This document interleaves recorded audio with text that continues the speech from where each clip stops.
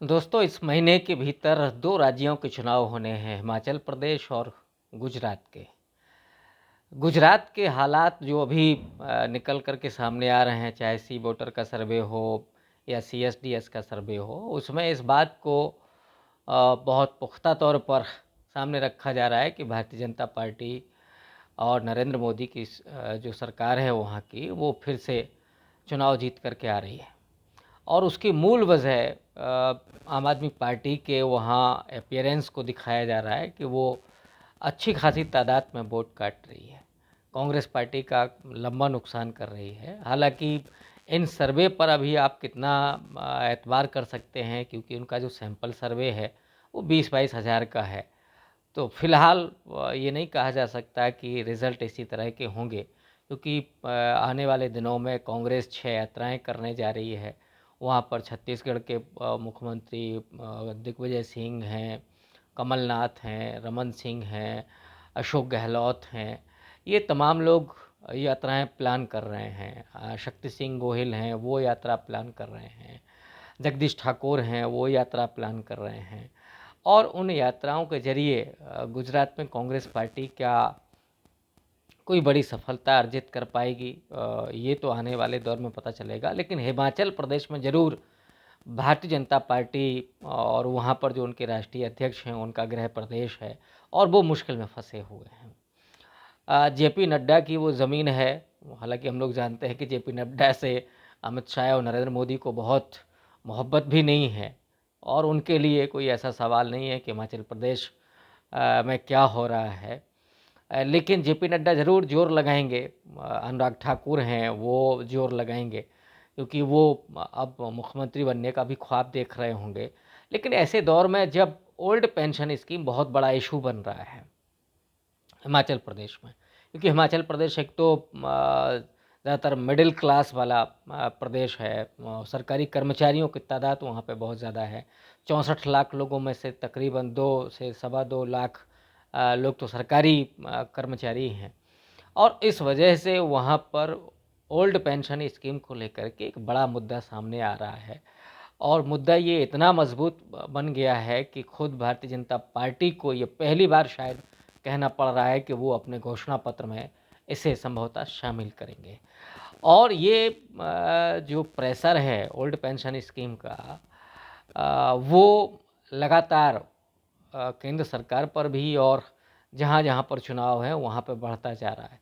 4 राज्यों ने अभी पुरानी पेंशन स्कीम को लागू कर दिया है। उसमें आपके राजस्थान है, छत्तीसगढ़ है, झारखंड है, और आम आदमी पार्टी का स्टेट पंजाब में भी इसको लागू किया जा चुका है। आम आदमी पार्टी और कांग्रेस पार्टी दोनों पुरानी पेंशन बहाली का वादा कर रही है। अब सवाल ये है कि ये जो नई पेंशन स्कीम जहाँ से लागू हुई, पुरानी पेंशन ख़त्म की गई, उसके पीछे की राजनीति क्या थी?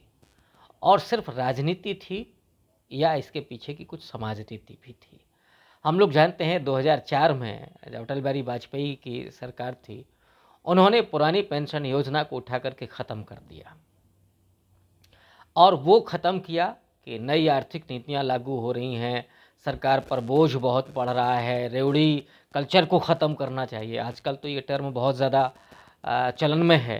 नरेंद्र मोदी तो चीख चीख करके कह रहे हैं कि साहब रेवड़ी कल्चर नहीं चलेगा, जबकि 5 किलो अनाज के झोले पर 70 रुपए के झोले पर फ़ोटो लगा करके वही घर घर पहुंचाते हैं। लेकिन वो शायद रेवड़ी कल्चर नहीं है।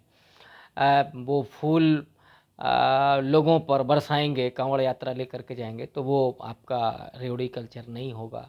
रेवड़ी कल्चर वो है जहाँ शिक्षा और स्वास्थ्य की बात हो कि फ्री ये चीज़ें दी जाएंगी, बिजली फ्री दी जाएगी, नौकरियां दी जाएंगी, पेंशन दी जाएगी, ये रेवड़ी कल्चर है। लेकिन उससे ज़्यादा महत्वपूर्ण मुद्दा है कि ये 2004 में आकर के पेंशन स्कीम ख़त्म क्यों हो गई।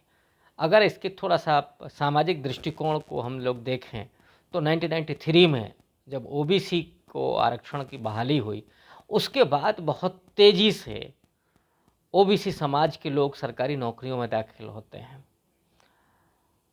और उसके बाद वे लोग जाहिर तौर पर कि पेंशन के हकदार भी होते हैं। लेकिन समाज में कोई बड़ा परिवर्तन ना हो, इसके चलते एक बहुत रणनीति के तहत इस पूरे योजना को ख़त्म किया गया। क्योंकि जो सरकारी लोग होते हैं वो नौकरी करने के बाद ज़ाहिर तौर पर पेंशन लेते हुए एक तो सुरक्षित होते हैं, उन्हें कोई बुढ़ापे की चिंता नहीं होती है कि उनके खाने-पीने का ख़्याल कौन रखेगा, बच्चे उनकी देखभाल करेंगे कि नहीं करेंगे। ऑब्वियस है कि जब पेंशन होती है तो घरवाले भी उनकी चिंता करते हैं, लेकिन उससे ज़्यादा महत्वपूर्ण है कि वो अपने समाज के बीच में काम करते हैं, अपने संगठनों के ज़रिए लोगों को चेतना संपन्न बनाते हैं, जागरूक बनाते हैं, वो नई पीढ़ी को पढ़ने लिखने के लिए प्रेरित करते हैं, सरकारी नौकरियों में जाने के लिए प्रेरित करते हैं, इस देश के डेवलपमेंट में वो सहयोग करने के लिए वो प्रेरित करते हैं। तो भला इस देश का जो अभिजात तबका है, जो बचतशाली तबका है, वो कैसे इस बात को बर्दाश्त कर सकता है कि वो ओबीसी तबके से लोग निकल कर के आएँ और वो अपने संगठनों के ज़रिए सामाजिक जागरूकता और चेतना के ज़रिए समाज को मजबूत बनाने का काम करें। इसलिए ज़रूरी है कि आप उनकी पेंशन ही ख़त्म कर दीजिए। और दूसरे स्तर पर अगर आप दलितों को देखिए, तो आज़ादी के समय जो वादा किया गया था कि ज़मींदारी उन्मूलन होगा और जो भूमिहीन दलित है उसे ज़मीनें मिलेंगी, लेकिन हुआ क्या? वही ढाक के तीन पात वाली कहावत जो कही जाती है, वही दलितों के साथ हुआ। आज भी अगर एक बहुत छोटा-सा हिस्सा दलितों का जो पढ़ लिख करके सरकारी नौकरियों में आया है और उसके हालात तो ये हैं कि आरक्षण के नाम पर जिनको गालियाँ दी जाती हैं, सच बात ये है कि वो 3 पीढ़ियों तक जब तक उस नौकरी में नहीं होते हैं, तब तक उनका वो स्टेटस मेंटेन नहीं हो सकता है, जितना इस देश के द्विज लोगों का पहली पीढ़ी में हो सकता है। ये कहने में बहुत लोगों को बुरा लग सकता है, लेकिन सच्चाई यही है।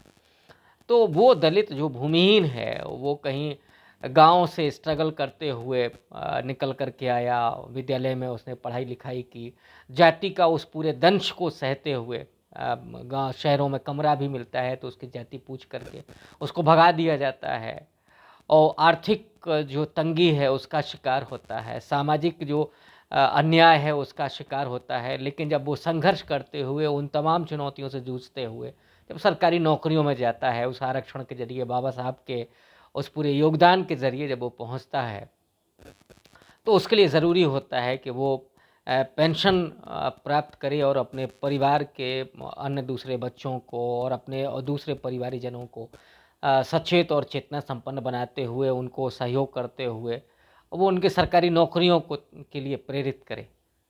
तो ऐसे में ये जो कथित रूप से राष्ट्रवादी जो सरकार रही है, देशभक्त सरकार रही है, असल में तो वो हिंदुत्ववादी सरकार है जो वर्णवादी नज़रिए से और इस देश में अपना जो अभिजात्यपन है, अपने वर्चस्व को कायम रखने के लिए जो पूरी उसकी राजनीति रही है, उसी की मानसिकता से उसने इस पूरे पेंशन स्कीम को ख़त्म किया और उसका निजीकरण कर दिया।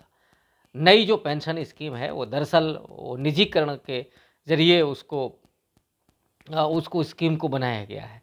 और सच बात ये है कि किसी को कुछ भी नहीं पता है कि उनको कितनी पेंशन मिलेगी, क्योंकि शेयर मार्केट में जो पैसा लगा हुआ है वो डूबेगा या बचेगा, ये आज की तारीख में आप नहीं कह सकते हैं। लेकिन इस देश के जो तमाम हुक्मरान हैं, उनकी आप हालत देख लीजिए। अगर वो विधायक रहे हैं, विधान परिषद में रहे हैं, राज्यसभा में रहे हैं, लोकसभा में रहे हैं, तो 4-4 पेंशन के हकदार होते हैं। और अगर वो वर्तमान में कहीं विधायक हैं, तो वो वेतन के भी हकदार होते हैं। तो ऐसा किसी देश में होता है क्या कि जहाँ एक वेतन भी मिल रही हो और 4 पेंशन भी मिल रही हों? ये हमारे देश के माननीय विधायक, माननीय मंत्री, माननीय प्रधानमंत्री का ही इस तरह का जलवा हो सकता है। लेकिन एक जो सरकारी कर्मचारी जिसने जीवन भर इस देश की तरक्की में, इस देश के आगे बढ़ाने में जो अपनी भूमिका अदा की, वो अपने बुढ़ापे में भी सरकारी जो पेंशन है, और वो पेंशन कोई खैरात नहीं है, वो उसका अधिकार है, क्योंकि उसके सैलरी से वो कटा हुआ वेतन ही है एक तरह से, जिसके इंटरेस्ट को बढ़ा करके उसे दिया जाना है, उसको ही ख़त्म किया जा रहा है। लेकिन जो माननीय लोग हैं हमारे, वो 4-4, 5-5 पेंशन लेते हुए और वेतन भी लेंगे। ये किस किस्म का न्याय है? सच्चाई ये है कि इस देश में जिस तरह से बेरोज़गारी बढ़ रही है, जिस तरह से कुपोषण बढ़ रहा है, उस देश में ज़रूरत सिर्फ़ सरकारी कर्मचारियों के वेतन और उनके नौकरियों और उनके पेंशन का नहीं है। ज़रूरत तो इस बात की भी है कि यहाँ बेरोज़गारी भत्ता को वो भी सुनिश्चित किया जाए। इस देश में जो बुज़ुर्ग लोग हैं उनके पेंशन को भी सुनिश्चित किया जाए। ज़रूरी नहीं है कि वो सरकारी नौकरियों में रहे हों।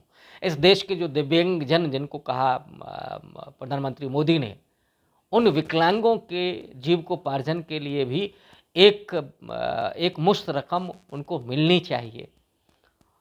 लेकिन हो क्या रहा है कि चुनाव के समय 300 रुपए में इन तमाम नौजवानों से जिनको शिक्षा से महरूम किया गया है, जिनको शिक्षा से बेदखल कर दिया गया है, वो 300 रुपए में झंडा उठाएंगे किसी पार्टी का, उसका नारा लगाएंगे और जा कर के 500 रुपए में वोट दे करके आएंगे और 5 साल के लिए गुलाम हो जाएंगे। इसी मानसिकता से ये पूरा सरकार काम कर रही है। लेकिन अब वो दिन दूर नहीं है जब इस ओल्ड पेंशन स्कीम के मुद्दे पर, जहां अभी 4-4 राज्यों में वो पुरानी पेंशन बहाल की गई है, इस मुद्दे पर सरकारें भी धराशायी होंगी। और ये जो पार्टी है, जो निजीकरण की पक्षधर है, जो पेंशन की कतई पक्षधर नहीं है, क्योंकि उसे अपने लोगों की चिंता नहीं है।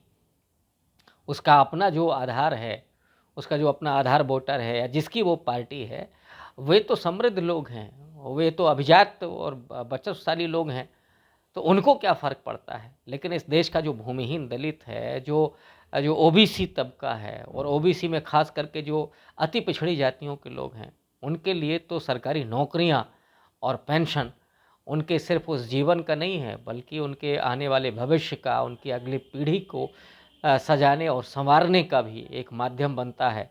इसलिए ओल्ड पेंशन स्कीम को जो पूरी योजना है, वो एक बड़ा मुद्दा बनने जा रही है और उस मुद्दे को उठाने की ज़रूरत भी है, ताकि ये इन सरकारों को सबक सिखाया जा सके और उनको ये भी बताया जा सके कि आप अगर 5 पेंशन और 1 वेतन लेकर के ऐशो आराम कर सकते हैं, तो इस देश के सरकारी कर्मचारी को कम से कम 1 पेंशन लेने का तो अधिकार है ही। बहुत बहुत शुक्रिया।